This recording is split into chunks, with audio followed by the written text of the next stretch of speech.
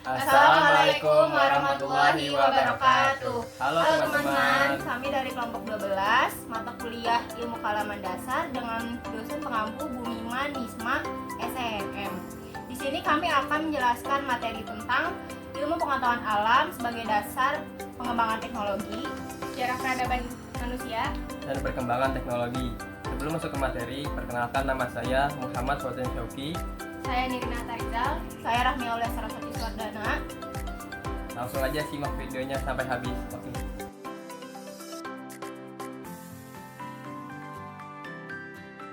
Ilmu dan pemanfaatan dalam bidang IPA. Ilmu dalam bidang IPA dan pemanfaatannya dapat kita bedakan dalam IPA dasar atau murni, IPA terapan dan teknologi.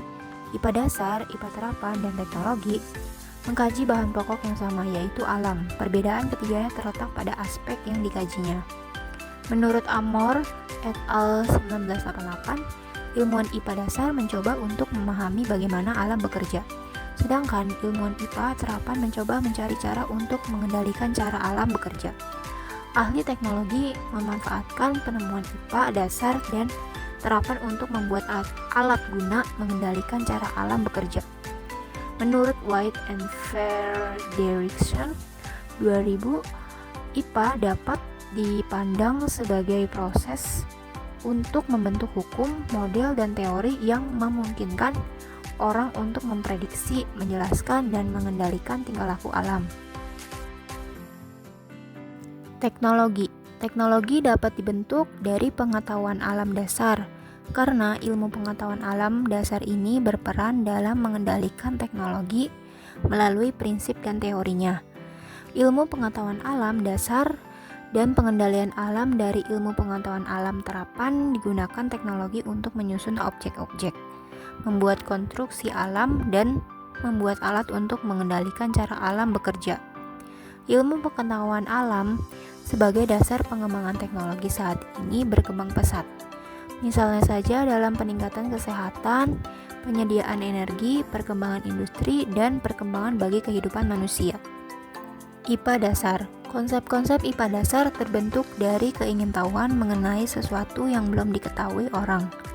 Keingintahuan itu menuntun ke arah mencari prinsip atau teori yang dapat diperoleh dari hasil pengkajian, yaitu melalui percobaan. Pengkajian ini merupakan pengkajian yang tidak bermaksud untuk mencari kondisi atau proses optimal yang diharapkan, melainkan hanya untuk memenuhi penjelasan dari objek atau benda dan energi dan peristiwa alam. IPA terapan.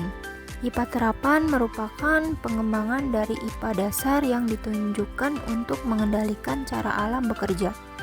Aplikasi konsep untuk menjelaskan peristiwa alam atau memperhitungkan parameter secara ideal, bukan aplikasi konsep IPA terapan, karena konsep-konsep IPA dasar umumnya mengabaikan variasi yang terjadi di alam. Konsep-konsep tersebut belum dapat diaplikasikan secara langsung untuk mengendalikan atau mengelola alam, karena di alam real ada variasi-variasi yang tidak dapat diabaikan. Contohnya dalam IPA dasar, daur hidup serangga memiliki 3 atau 4 fase, yaitu telur, larva, dan dewasa atau telur, larva, pupa, dan dewasa. Kemudian fase daur hidup ini berlaku untuk semua jenis serangga. Jika kita memelihara serangga hanya memperhatikan daur hidup seperti itu saja, kita akan gagal memelihara serangga tersebut. Karena faktor lain yang berpengaruh terhadap daur hidup serangga itu kita abaikan.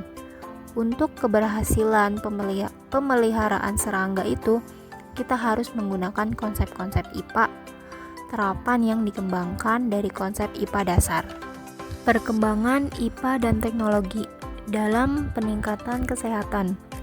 Dalam bidang teknik kedokteran sedang dilakukan perancangan orang buatan, yakni alat buatan manusia yang ditanam di dalam tubuh untuk menggantikan bagian-bagian sistem yang tidak dapat lagi bekerja dengan baik. terutama organ dalam manusia yang paling vital, yaitu jantung. Yang pertama digunakan secara luas adalah katup jantung yang disebabkan oleh adanya kebocoran antara bilik-bilik jantung. Dalam penyediaan energi, energi adalah kemampuan untuk melakukan kerja atau misalnya untuk energi listrik dan mekanika, daya atau kekuatan yang dapat digunakan untuk berbagai proses kegiatan. Misal dapat berupa bagian suatu bahan atau tidak terikat pada bahan seperti sinar matahari. Dalam perkembangan industri, perkembangan industri yang semula di Eropa kemudian menjalar ke Amerika dan sebagian ke Asia maju dengan pesat karena perkembangan industri. Perkembangan industri yang semula di Eropa kemudian menjalar ke Amerika dan sebagian ke Asia maju dengan pesat karena masyarakat mengharapkan kesejahteraan ekonomi yang meningkat untuk masa depan sehingga timbullah revolusi industri pertama. Perkembangan industri berikutnya sejalan dengan perkembangan IPA dan teknologi dengan ditemukannya transistor. Lalu timbullah revolusi industri kedua yakni zaman kendali otomatis. Kini tidak lagi dijalankan oleh manusia melainkan oleh mesin lainnya. Berikutnya bagi kehidupan manusia dalam penyediaan pangan, papan, dan sandang. Yang pertama ada penyediaan pangan. Perkembangan IPA dan teknologi dalam penyediaan pangan melahirkan panca usaha tani yang merupakan program pemerintah meliputi varietas unggul, pupuk, pestisida, pola tanam, dan pengairan. Varietas unggul merupakan pilihan utama bagi tanaman unggulan. Pupuk merupakan bahan makanan pokok dari tanaman. Yang kedua, penyediaan sandang. Teknologi material dari perkembangan berbagai macam polimer seperti serat-serat sintetis yang digunakan sebagai bahan pakaian seperti tetoran, dakron, polyester, tetrek, dan sebagainya. Yang ketiga, penyediaan papan. Salah satu kebutuhan manusia adalah tempat tinggal untuk mengurangi kepadatan penduduk. Kemajuan IPA dan teknologi telah berhasil membuka lahan untuk pemukiman. Manusia akan berusaha memanfaatkan lautan dan antariksa sebesar-besarnya melalui pulau-pulau buatan, disertai peternakan, perikanan, dan perkebunan laut dalam jangka panjang. Pemukiman dan antariksa kini tidak lagi dipandang mustahil. Sejarah peradaban manusia. Manusia merupakan makhluk yang mempunyai akal, jasmani, dan rohani. Melalui akalnya, manusia dituntut untuk berpikir dan menciptakan sesuatu yang berguna dan bermanfaat bagi dirinya sendiri maupun untuk orang lain. Antara manusia dan peradaban mempunyai hubungan yang sangat erat karena di antara keduanya saling mendukung untuk menciptakan suatu kehidupan yang sesuai dengan kodratnya. Nah, suatu peradaban timbul di antaranya dikarenakan manusia sendiri yang menciptakan dan melaksanakan peradaban tersebut. Suatu peradaban mempunyai wujud, tahapan, dan dapat berevolusi atau berubah sesuai dengan perkembangan zaman. Dari peradaban pula dapat mengakibatkan suatu perubahan pada kehidupan sosial. Perubahan ini dapat diakibatkan karena pengaruh modernisasi yang terjadi di masyarakat. Sebenarnya peradaban itu apa sih? Peradaban adalah seluruh kehidupan sosial, politik, ekonomi, dan ilmu teknik untuk kegunaan praktis. Peradaban merupakan tahap kebudayaan tertentu dan telah maju yang bercirikan penguasaan ilmu pengetahuan, teknologi, seni, dan lain-lain. Nah, istilah peradaban ini sering dipakai untuk menunjukkan pendapat dan penilaian kita terhadap perkembangan kebudayaan, ilmu pengetahuan, kesenian, maupun sistem teknologinya. Manusia itu pada dasarnya memiliki cipta, rasa, dan karsa. Cipta, rasa, dan karsa itu akan menimbulkan perkembangan pengetahuan yang berasal dari suatu budaya. Nah, dari hal itulah kebudayaan akan mengalami kemajuan sehingga dikatakan sebagai peradaban. Sejarah peradaban manusia menunjukkan bahwa konsep dasar keorganisasian dan manajemen bukan merupakan sesuatu yang baru. Contohnya bisa kita lihat dari beberapa peninggalan bersejarah, baik yang berupa bangunan, tulisan, atau yang sejenisnya dari beberapa dinasti di seluruh dunia yang dibuat beberapa ribu tahun silam. Sedangkan peninggalan sejarah, misalnya 7 keajaiban dunia, bisa dikatakan sebagai sebuah mahakarya yang tak akan terwujud bila proses pembuatannya tidak menggunakan konsep manajemen yang benar-benar brilian. Evolusi budaya dan tahapan peradaban. Sejarah peradaban manusia meliputi 3 fase utama, yaitu A. Fase destruktif pada zaman batu awal. Merupakan fase awal dari perkembangan teknologi manusia. Manusia pada zaman tersebut menggunakan batu untuk memecahkan kemiri atau memetik buah dengan batu. Sebagai tahap awal peradaban pertanian, fase ini dimulai dengan kehidupan baru dari budaya meramu, yaitu kegiatan untuk mendapatkan bahan makanan dengan cara mengumpulkan tumbuh-tumbuhan langsung dari alam ke bercocok tanam, atau fase ini disebut juga sebagai revolusi agraris. B. Fase konstruktif dengan munculnya pertanian dan logam.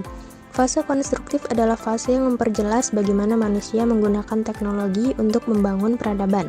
Pada zaman ini, manusia mulai menggunakan logam dan membangun pertanian, yang memungkinkan mereka untuk menjadi lebih efisien dalam mengumpulkan sumber makanan dan membangun peradaban yang lebih stabil. Fase ini juga sebagai tahap peradaban industri dengan munculnya penemuan mesin uap, energi listrik, mesin untuk mobil, dan pesawat terbang. Fase ini disebut juga sebagai revolusi industri. Dan yang terakhir C, fase efektif atau fase saat ini dengan revolusi mesin dan bahasa internasional. Saat ini kita mengalami revolusi mesin dan bahasa internasional yang memungkinkan manusia untuk berkomunikasi dengan lebih banyak orang dan menggunakan teknologi untuk membantu dalam berbagai macam kegiatan. Ini memungkinkan manusia untuk menjadi lebih efisien dan mengembangkan peradaban yang lebih maju. Fase ini sebagai tahap peradaban informasi dengan penemuan TI atau teknologi informasi yang meliputi segala hal berkaitan dengan penggunaan komputer sebagai pengolahan informasi dan komunikasi dengan komputer atau alat komunikasi digital. Kemajuan iptek bagi peradaban manusia. Secara harfiah, teknologi dapat diartikan pengetahuan tentang cara. Pengertian teknologi sendiri adalah cara melakukan sesuatu untuk memenuhi kebutuhan manusia dengan bantuan akal dan alat. Kemajuan teknologi adalah sesuatu yang tidak bisa kita hindari dalam kehidupan ini, karena kemajuan teknologi akan berjalan sesuai dengan kemajuan ilmu pengetahuan. Dengan kemajuan teknologi ini memberikan manusia banyak kemudahan, serta sebagai cara baru dalam melakukan aktivitas. Yang kita telah ketahui, teknologi adalah suatu wadah untuk memenuhi kebutuhan manusia dalam bantuan akal dan alat. Jadi manusia dituntut untuk memanfaatkan perkembangan teknologi itu sendiri sesuai dengan kaidah masing-masing. Perkembangan dunia iptek yang demikian mengagumkan itu memang telah membawa manfaat yang luar biasa bagi kemajuan peradaban umat manusia. Teman-teman, selanjutnya kita akan membahas perkembangan teknologi. Bagaimana sih perkembangan teknologi saat ini? Apakah berbahaya? Mari kita bahas. Seiring bertambahnya zaman pada saat ini, teknologi informasi akan terus berkembang karena perkembangan teknologi informasi merupakan bagian penting yang sangat kita butuhkan saat ini. Ditambah lagi, pasti banyak orang yang menggunakan teknologi untuk meringankan pekerjaan sehari-hari mereka. Mulai dari mahasiswa sampai para pekerja yang mengerjakan tugas mereka melalui teknologi internet dari rumah.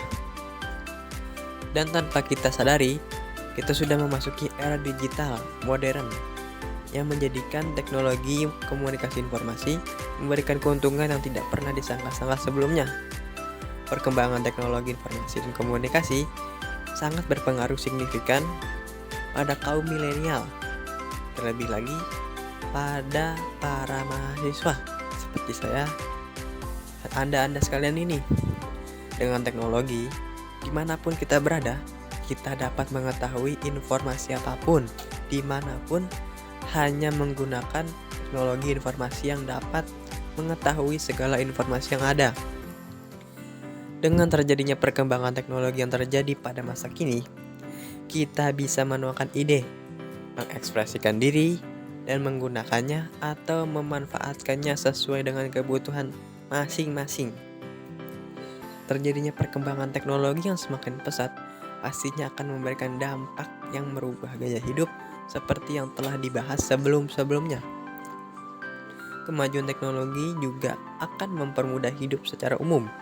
perkembangan teknologi yang semakin pesat memberikan dampak dari sisi positif maupun negatif.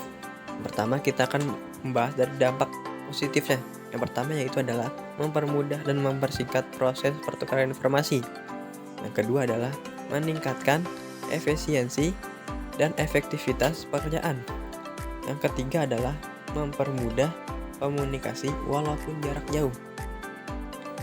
Itu adalah dampak positifnya. Selanjutnya adalah dampak negatif. Yang pertama adalah membuat kecanduan akan teknologi. Itu berbahaya. Yang kedua adalah sosialisasi antar manusia menjadi berkurang karena terlalu fokus terhadap teknologi. Jadi kurang-kurangi berteknologi.